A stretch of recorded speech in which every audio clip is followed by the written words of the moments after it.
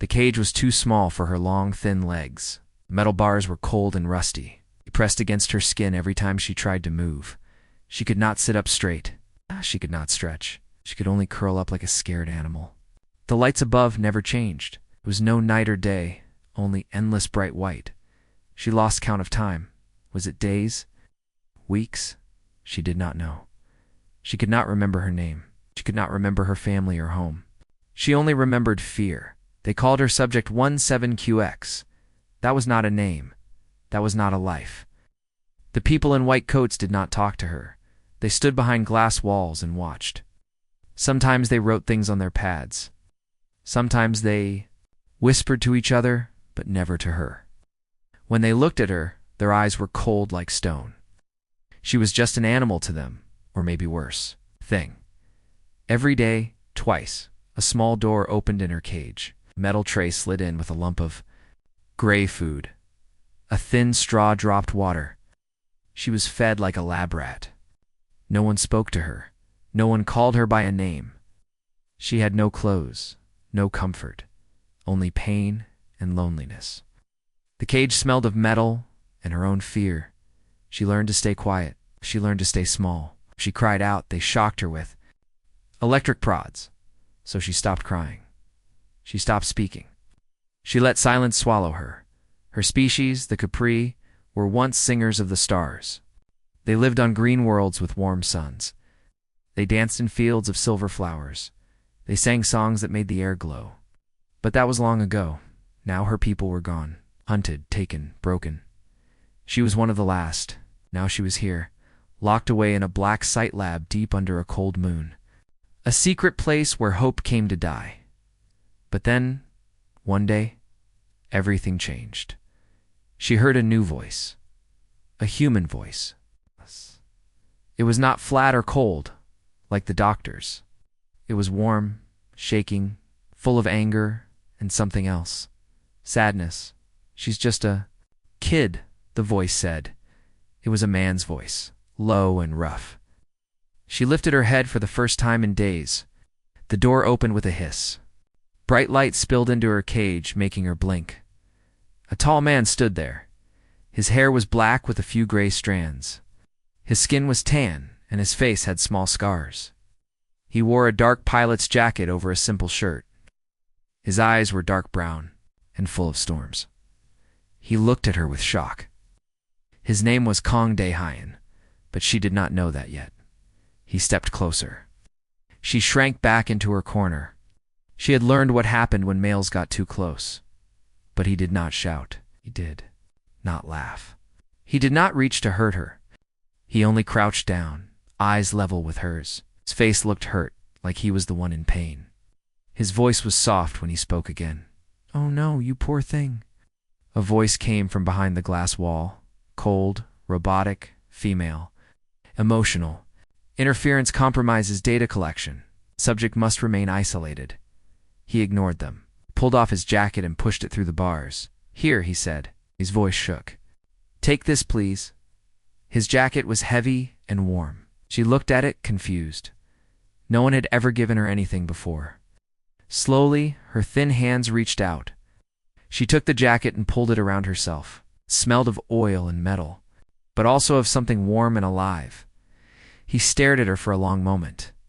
Then his eyes filled with tears. One fell down his cheek. She watched it, amazed.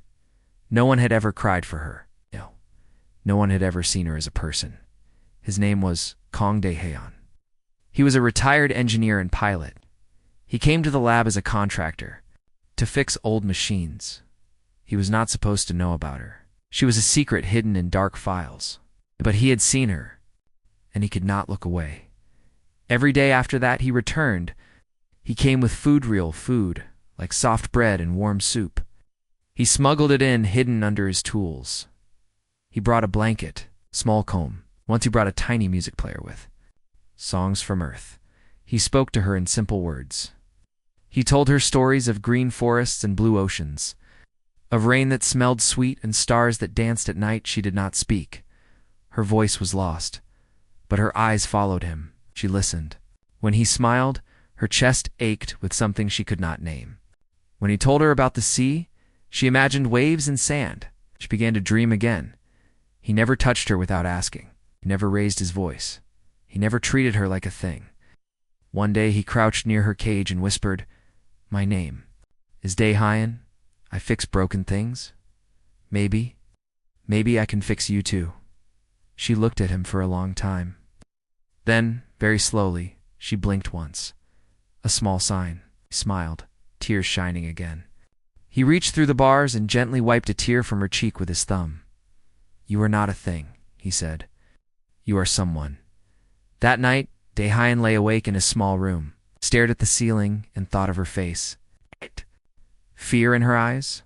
The way she had hugged his jacket like it was the only warm thing in her world. He knew then he could not leave her there. He had to get her out. Even if it meant risking everything, he started planning. He watched the guards. He learned the patterns of cameras, found the weak points in the security system. And every day he went back to her cage, bringing hope with him. Tomorrow, he thought, I will set you free. The night was silent, but the silence felt heavy. The halls of the lab were quiet, but something was coming. In her cage, Hannah watched the lights above. She remembered what Dayhyan told her. When the lights flicker twice, it's time. She waited. She held his old jacket close to her chest. She tried not to shake, but her heart beat so fast it hurt. Suddenly the lights flickered once, then twice. Loud alarms started to ring far away. Red lights flashed along the walls. Cage door hissed. It opened with a soft click. She had almost forgotten how to move. Her legs felt weak. She forced them to stand. The door to the room flew open. Dayhyan ran inside, hair wild, eyes wide with fear and hope. "Come on," he shouted. She stood frozen for a moment. The cage was open, but fear held her like chains. Then she felt his hand take hers. His grip was strong, warm, alive. She stepped out. Her bare feet touched the cold floor for the first time in months. The feeling made her gasp. He pulled her close and wrapped her in a thick cloak. "Stay with me," he whispered. "Don't." "Let go." They ran into the hall. Alarms screamed louder.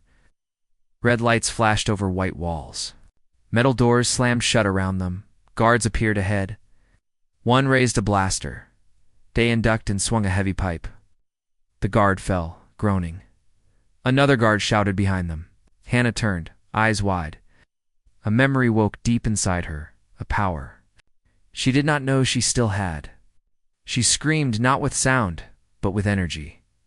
A shockwave burst from her chest. The guard flew back, hitting the wall hard.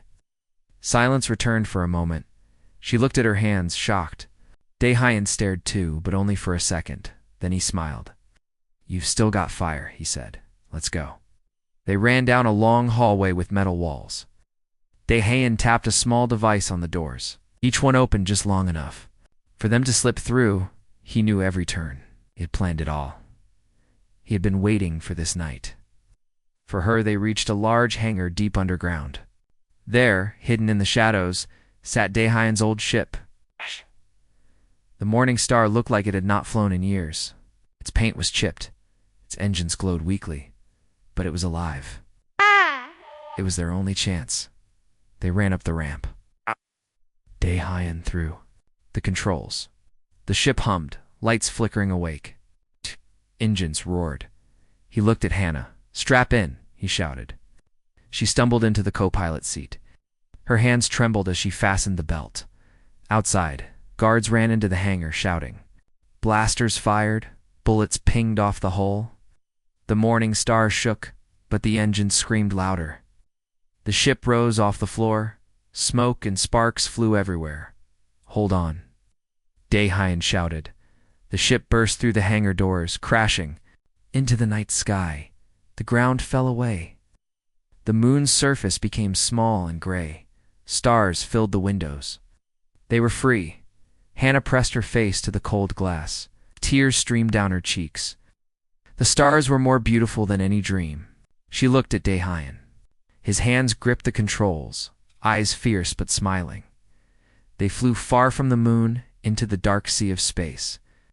The alarms of the lab grew quiet, lost behind them. Hannah sat back in her chair, breathing hard. She looked down at her thin hands. She was not in a cage anymore. She was flying. She was alive. Dayhine set the ship on autopilot. He turned to her, eyes soft. He reached out carefully, touching her shoulder. "You did it," he said. His voice shook with happiness. "You're safe now." For days, they flew through empty space. Dayhine gave her a small room with a soft bed and warm blankets. He brought her food every day, never touched her without asking. He told her stories about Earth, about forests, rain, and horses. She listened quietly. At night he sat outside her room just so she knew she was not alone. One evening, as they watched the stars from the cockpit, she looked at him and spoke a word in a small, quiet voice. "Stay." He turned to her, eyes wide with surprise. Then he smiled like the sun breaking through clouds. "Always," he promised. He reached out and gently took her hand. No, she did not pull away. The next morning, she told him her new name. "Hannah," she whispered. In her language, it meant one who lives again. Dayan smiled, tears in his eyes. "It's perfect," he said. "Welcome back, Hannah." They traveled together to quiet planets and hidden places. They helped others who were hurt or lost. They fixed broken things. They healed broken hearts. Everywhere they went, people whispered about the ship that saved the forgotten. They said the morning star carried a kind human and an alien girl with bright eyes who had once been locked in a cage. In time, Hannah laughed again. She learned to sing soft songs from her old world. She danced in small steps on the ship's floor. And every night she looked at Dayhan and knew she was not alone anymore.